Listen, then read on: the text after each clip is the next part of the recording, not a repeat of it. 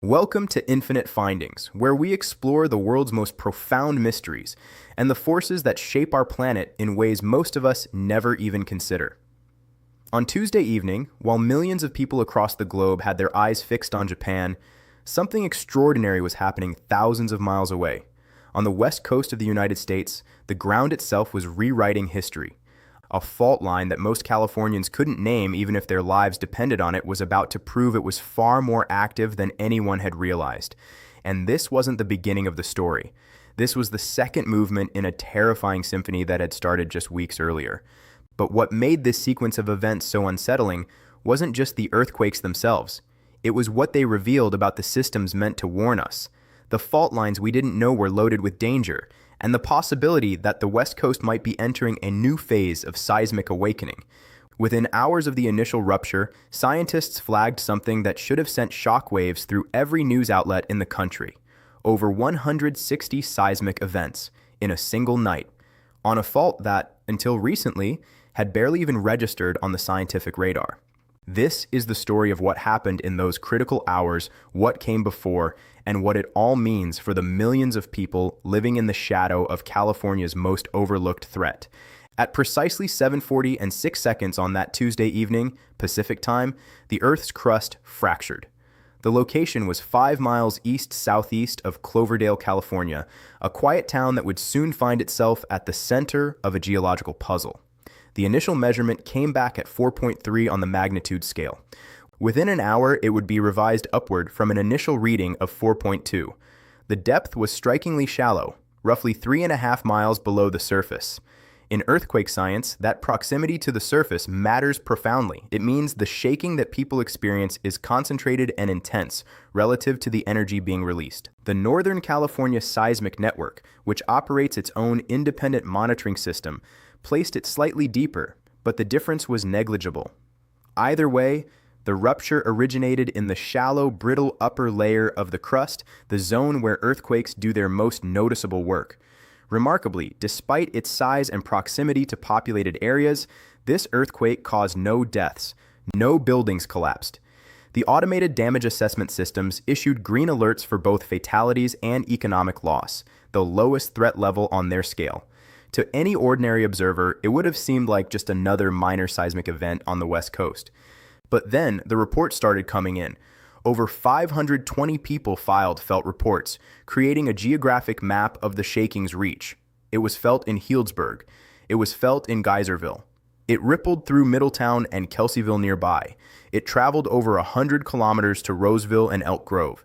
And it was even detected in San Francisco, nearly 100 miles away. The strongest shaking recorded reached level 5 on the modified Mercalli scale, the measurement of earthquake intensity based on what people experience. That means dishes rattling in cabinets, pictures hanging crooked on walls, the kind of shaking that startles you but doesn't bring the house down. Under normal circumstances, a magnitude 4.3 in Northern California barely registers as news.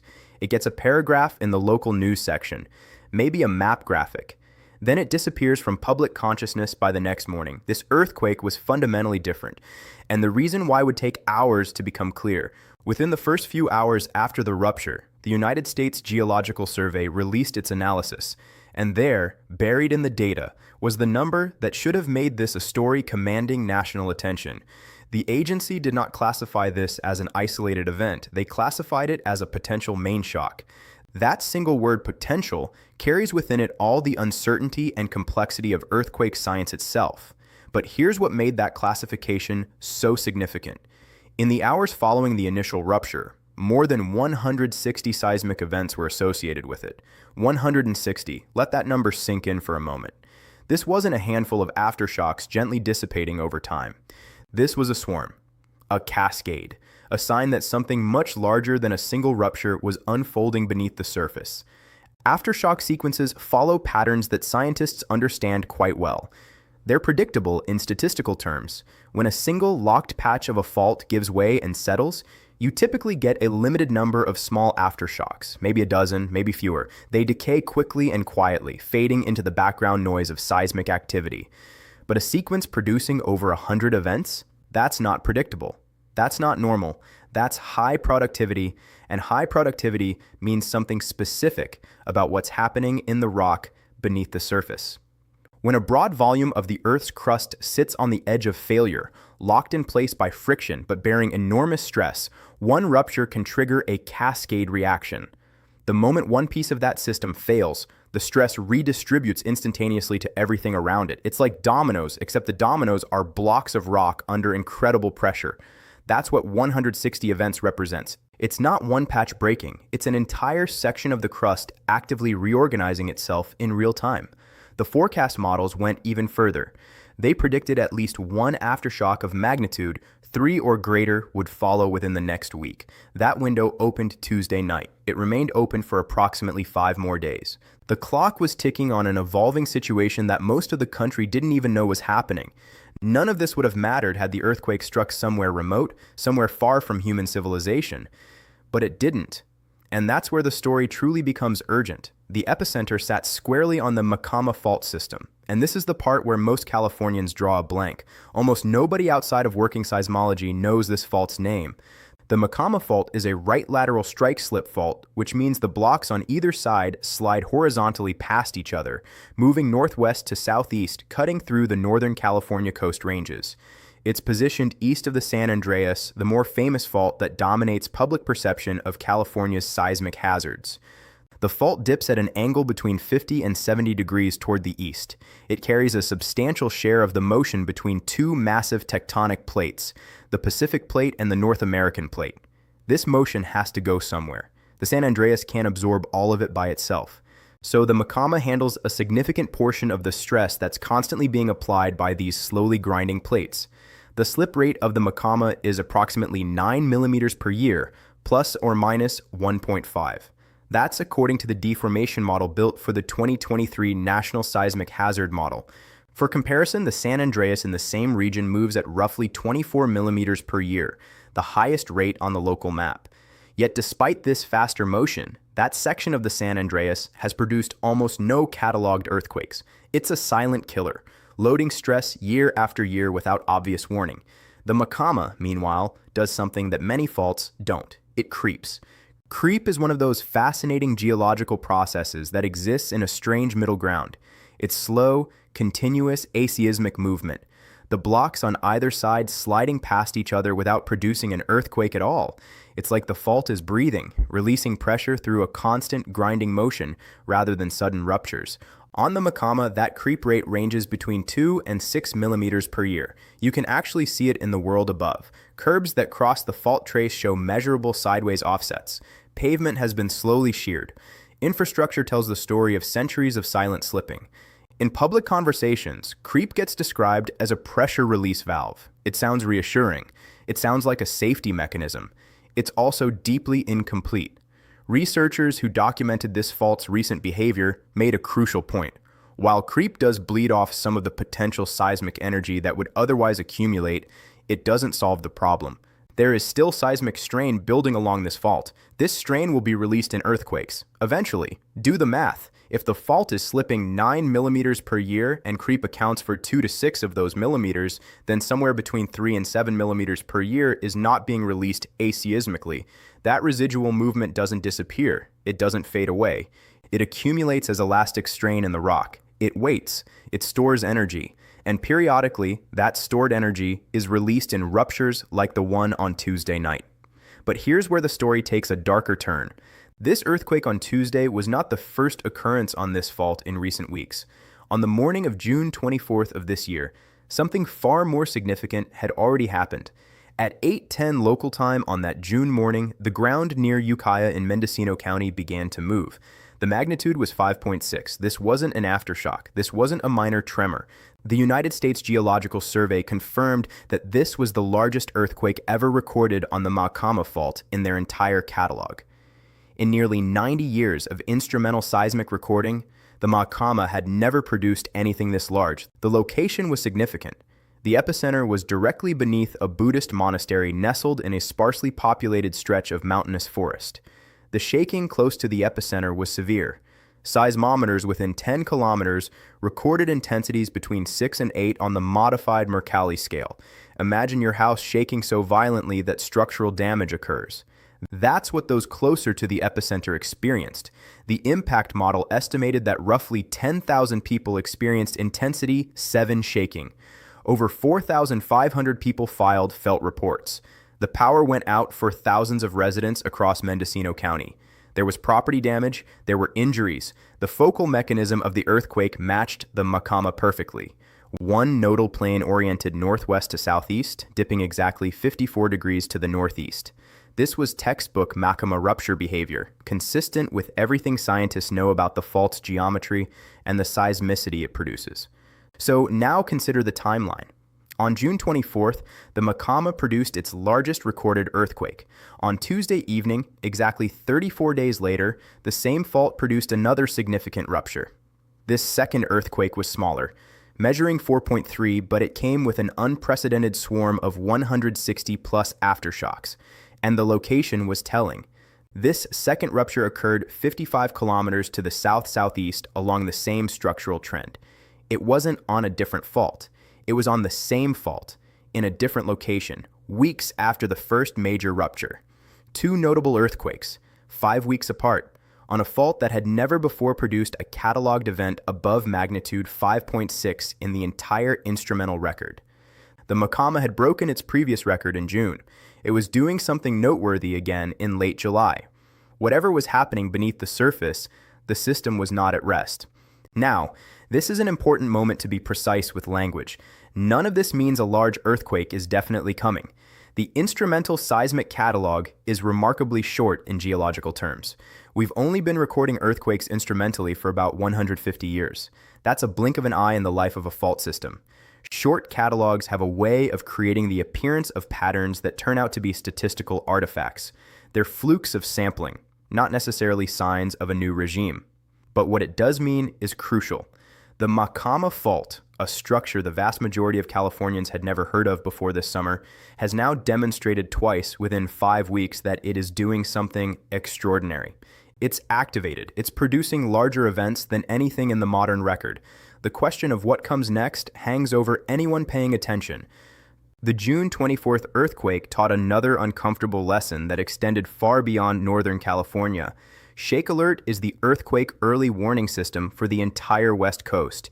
It's the most advanced public earthquake warning system in the entire Western Hemisphere. It's designed to detect ruptures, calculate their characteristics, and send alerts to people in the path of damaging shaking within seconds. It's a marvel of modern seismic engineering. It worked. Shake Alert detected the June rupture. It issued an alert. Through the MyShake app alone, roughly 657,000 warnings went out to people in the affected region. But here's the problem that researchers documented. The people in the zone of strongest shaking received the alert after the strongest shaking had already reached them. Think about that for a moment. The entire purpose of an early warning system is to give you those precious seconds to take shelter, to drop to the ground, to move away from windows. The first Shake Alert message went out 5.5 seconds after the earthquake began. In those 5.5 seconds, seismic energy had already traveled outward, roughly 11 miles. Everyone within that radius was already being shaken when the alert was generated. And then you add transmission time. Cell networks, app delivery delays, the phone in your pocket processing the alert, that blind radius, the zone where you receive no warning, expands considerably. The researchers studying this made the conclusion plain. These systems are not designed to protect people close to the epicenter. They cannot. The laws of physics don't allow for it. The warning system works for people further away, at distances of 20, 30, 40 kilometers from the rupture. But in the immediate vicinity, the zone that experiences the strongest shaking, the system is essentially useless. It's a humbling reminder that technology has limits when confronting the speed and power of the Earth itself. This earthquake on the Maacama in June, followed by the swarm in July, raises fundamental questions. The kind of questions that keep seismologists awake at night. And the answers require understanding a possibility that makes most people deeply uncomfortable. What people worry about in earthquake science is the concept of the foreshock. A foreshock is an earthquake that precedes a larger one. But here's the thing that makes foreshocks so troubling. There is no physical property that distinguishes a foreshock from a main shock at the moment it occurs. None whatsoever.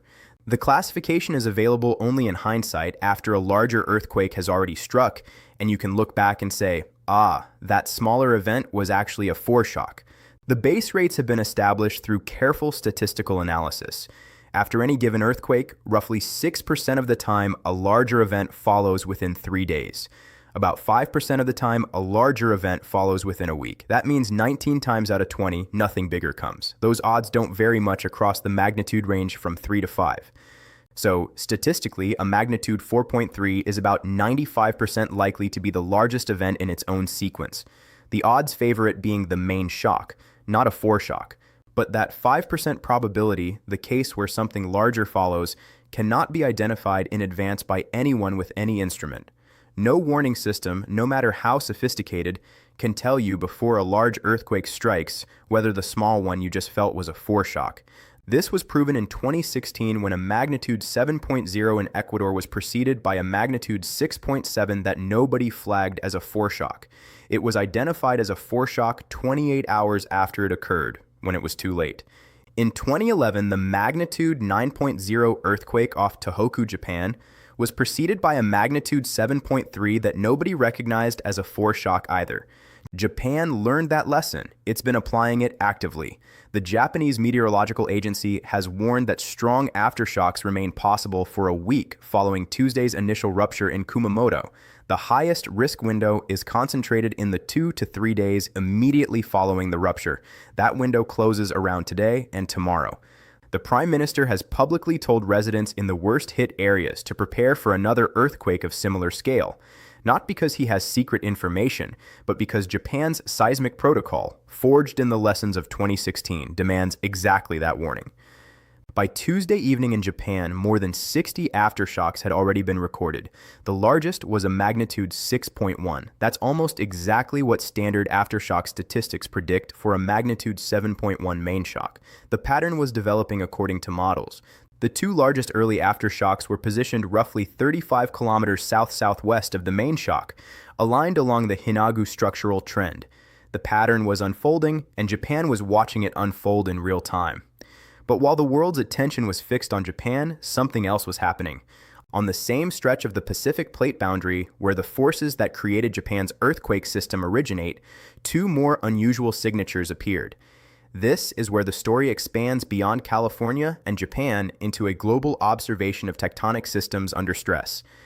The Tonga-Kermadec subduction zone sits where the Pacific Plate slides beneath the Indo-Australian Plate. It's the fastest converging plate boundary on Earth. Convergence there runs up to roughly 24 centimeters per year, faster than anywhere else on the planet. Magnitude 4 and magnitude 5 earthquakes happen routinely. You could almost expect them daily. But what happened in the 1.5 days before this all unfolded was unusual. The Tonga-Kermadec system produced a pronounced, spatially extended cluster of magnitude 4 and magnitude 5 earthquakes. Over 30 events across roughly 2 days. There were clusters to the north and clusters to the south, with events at intermediate depths in between, creating a depth mix pattern that doesn't happen often. A magnitude 5.1 struck south of Tonga at 10 kilometers depth. Individually, these are routine events for that region. But the genuinely interesting observation is not where the earthquakes were, it's where they weren't. A segment of the subduction interface bracketed on both sides by these active clusters showed essentially no earthquakes at all. Not in the last 7 days, not in the last 30 days. And that gap sits precisely where the interface begins, where strain accumulates most intensely. A quiet segment on a fault can mean two completely different things. It can be an aseismic gap, where the fault slides smoothly and produces nothing because the motion is frictionless. Or it can be a locked gap, where the interface is welded shut and loading silently until catastrophically it isn't. Distinguishing between these two possibilities is one of the genuinely unresolved problems in earthquake science, and that ambiguity is what makes the California picture equally difficult to interpret. The San Andreas offshore of Northern California shows almost no cataloged seismicity. It's quiet. It's been quiet for many decades, yet it ruptured in 1906 at a magnitude of 7.9. The absence of a signal in a system known to be loading is not evidence of safety. It's the opposite. It's a warning sign that something is accumulating. This raises an obvious question. Did one of these events cause the others? Did Japan trigger California? Did California or the West Coast trigger Tonga? The answer matters, and the answer is no. But the reasons why are more interesting than a simple yes would have been. Earthquake triggering works through two distinct mechanisms. The first is static triggering, permanent stress changes in the crust surrounding a rupture. It's powerful, it's well documented, and it falls off so rapidly with distance that it's practically confined to within 1 or 2 rupture lengths. A rupture, a few tens of kilometers long, cannot impart stress changes across 8,000 kilometers of ocean. That stress change isn't small, it's effectively non-existent. The second is dynamic triggering, which works through the seismic waves themselves. Waves do travel globally. When a massive earthquake ruptures, those waves circle the Earth. Dynamic triggering has been documented most famously following the 1992 Landers earthquake in California, which produced measurable remote seismicity increases, including at the geysers geothermal field. But dynamic triggering has a consistent signature. It's strongest in geothermal and volcanic areas where pressurized fluids make the crust critically stressed. It shows up during or within minutes to hours of waves passing, and it overwhelmingly produces small events in places already on the edge of failure. The Cloverdale earthquake rupture occurred about 12 hours after seismic waves from the Japanese earthquake had swept through California. That's well outside the window in which dynamic triggering is normally identifiable. Moreover, it happened on a strike-slip crustal fault, not inside a geothermal reservoir where that sensitivity is highest. The defensible statement is that there is no demonstrable trigger relationship. These events are independent, and that independence is the whole point. Because if Japan didn't push California into rupturing, then California moved on its own schedule from strain accumulated locally at 9 millimeters a year on a fault that produced its largest recorded earthquake just 5 weeks earlier. It occurred along a fault line in a geological zone that hasn't been formally mapped in detail. The West Coast reading is a local reading. It's telling us about the Maacama zone and nothing about Kyushu. Japan, Tonga, and Northern California are 3 separate gauges on the same machine. The Pacific plate boundary is one system in the sense that it's driven by one set of forces and loading everywhere, always. But it's not one system in the sense that one segment sets off another across an ocean. The physics doesn't work that way. To put this in perspective, approximately 62 earthquakes above magnitude 4 occurred worldwide on Tuesday. That same day saw 14 earthquakes above magnitude 5. That's a busy day on the seismic calendar. It's not an extraordinary one. Plot events at that rate on a globe and clusters will appear by necessity, not by cause. So what should you actually watch? What's the diagnostic that matters? It's not the next magnitude number. It's the shape of the aftershock distribution. This test applies identically in Sonoma County and in Kumamoto. It applies to any seismic sequence in the world. If aftershocks stay tightly clustered around the main shock's epicenter, that's a normal sequence. Stress is being released locally and the system is settling. If aftershocks elongate along the fault trend, that's different. That's a warning. In Northern California, the test would be whether aftershocks elongate northwest toward Ukiah, where the June rupture occurred, or southeast toward the Rogers Creek fault. Elongation indicates stress transferring onto adjacent segments. Segment-to-segment progression is exactly how a moderate sequence becomes a larger one. In Japan, the same test runs along the Hinagu trend, where the largest early aftershocks had already begun appearing. The Geological Survey's forecast provides a concrete checkpoint.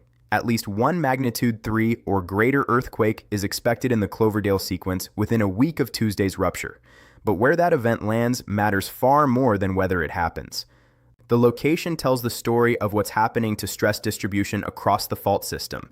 For Japan, the high-risk window closes around today and tomorrow. If it closes without a comparable magnitude event, the pattern from 2016 will not repeat. That's a different story. That's a system that broke its largest recorded event and then settled rather than escalated. One more thing rules out what otherwise might be assumed about larger plate boundary reactions. Tectonic tremor along the southern Cascadia subduction zone was checked Tuesday evening. It returned 0.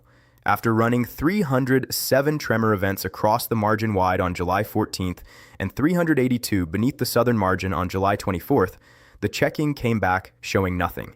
Cascadia is not responding to any of this. The Cascadia subduction zone, arguably the most dangerous fault system on the Pacific coast, remains in its normal state. What changed this week isn't the loading. The loading never stops. Tectonic forces are constantly pushing plates across the globe. What changed is that 3 separate gauges moved simultaneously, and only one of them got reported. The one nobody looked at closely is attached to a fault that has now moved twice in 5 weeks, that stores more accumulated energy than its creep rate suggests, and that runs straight into the heart of the Bay Area. The next 7 days of seismic activity will tell us which kind of sequence this really was, whether we're witnessing a fault that's entering a new phase of activity, whether the Maacama is waking up, whether the June rupture was an outlier or a beginning. We will be watching, and if you're interested in uncovering the mysteries that reshape how we understand our world, subscribe to Infinite Findings. Hit that like button, and let us know in the comments which geological mysteries fascinate you most. The Earth has stories to tell, and we're here to bring them to light. Thanks for joining us, and we'll see you in the next discovery.